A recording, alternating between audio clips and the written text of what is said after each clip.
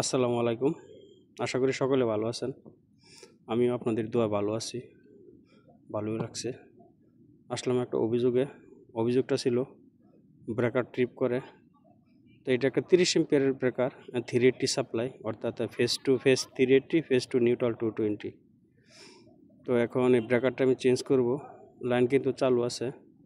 আমি এই ব্রেকারটা 30 এম্পিয়ারের ব্রেকারটা খুলে 100 এম্পিয়ারের ব্রেকার স্থাপন করব, কেননা ওর লোড বেশি করার দরকার।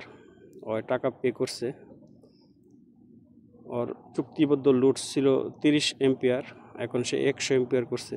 যেহেতু সে হোটেল চালায়, পিজার দোকান আছে, শরবতের দোকান আছে, এই জন্য সব ইলেকট্রনিক্স যন্ত্রপাতি ওই জায়গায়, যার জন্য লোড কুলায় না। এখন আমি ব্রেকারটা খুলে 100 এম্পিয়ার একটা ব্রেকার স্থাপন করব।